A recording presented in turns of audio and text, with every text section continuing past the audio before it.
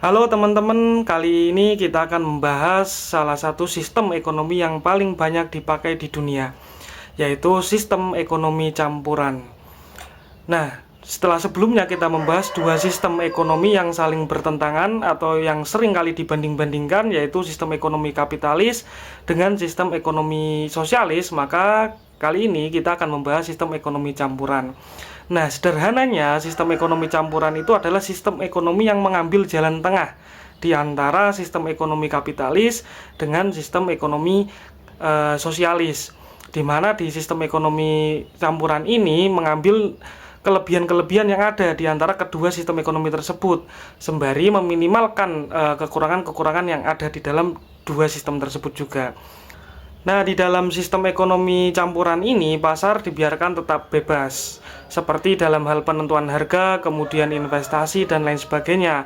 Akan tetapi, pemerintah ikut hadir di dalamnya untuk mengatur pasar sedemikian rupa agar tidak menimbulkan yang namanya ketimpangan, sehingga terjadi yang namanya keseimbangan antara efisiensi pasar dan pemerataan. Di sistem ekonomi campuran, negara itu hadir di sektor-sektor yang strategis seperti di sektor kesehatan, kemudian pendidikan, energi, dan lain sebagainya yang merupakan sektor-sektor strategis, sehingga tidak terjadi monopoli oleh pihak swasta dan terjadi pemerataan sosial begitu. Jadi negara hadir untuk memastikan bahwa setiap masyarakat atau seluruh masyarakat ini memperoleh kebutuhan-kebutuhan dasarnya. Bisa dilihat ekonomi campuran ini mengambil sisi tengah, di mana negara ini mengakui kepemilikan terhadap faktor-faktor produksi, sekaligus negara ini ikut campur di dalam perekonomiannya, meskipun ikut campur negara ini biasanya cenderung hanya pada sektor-sektor yang strategis dan kebutuhan dasar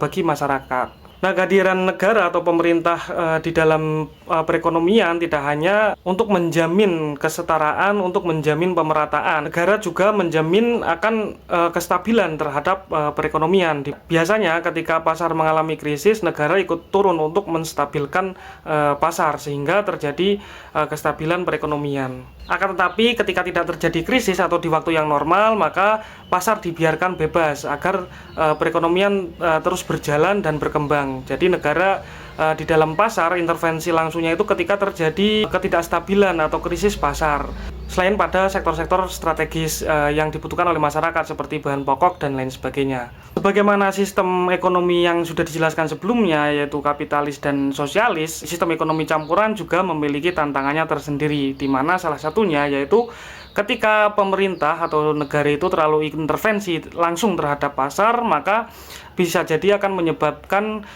menurunnya kreativitas terhadap pasar.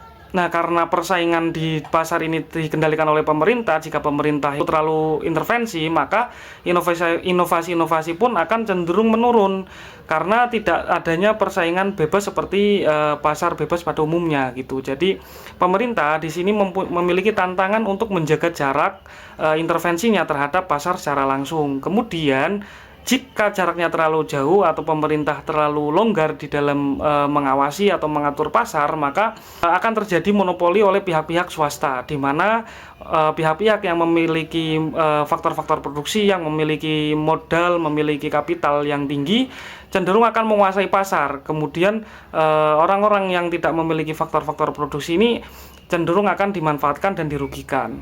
Nah, jadi yang kaya akan semakin kaya, yang miskin akan semakin miskin, seperti di sistem ekonomi kapitalis.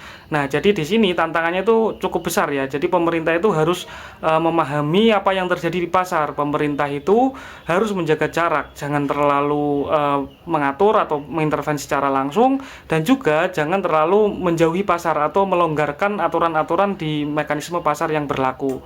Contohnya, pemerintah tetap hadir untuk mengatur sektor-sektor yang strategis seperti mengatur harga bahan-bahan pokok seperti beras, kemudian minyak, telur yang terjadi di Indonesia seperti itu contohnya ya.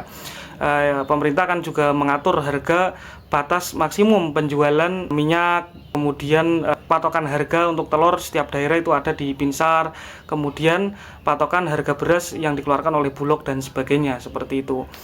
Nah, singkatnya, sistem ekonomi campuran ini adalah sebuah sistem yang mencoba untuk menggabungkan antara efisiensi pasar bebas dengan campur tangan negara untuk menghasilkan kestabilan atau menghasilkan pemerataan sosial.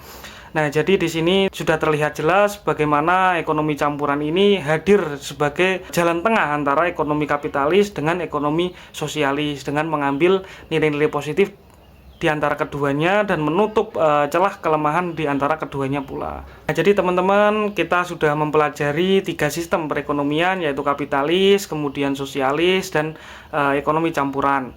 Nah, menurut teman-teman, Indonesia ini lebih condong kemana nih sistem perekonomiannya? Nah, silakan ditulis di kolom komentar ya. Nah, tetap ikuti channel ini untuk memperoleh informasi-informasi yang insya Allah bermanfaat untuk semuanya. Nah, di video selanjutnya mungkin kita akan membahas tentang sistem ekonomi Islam. Terima kasih.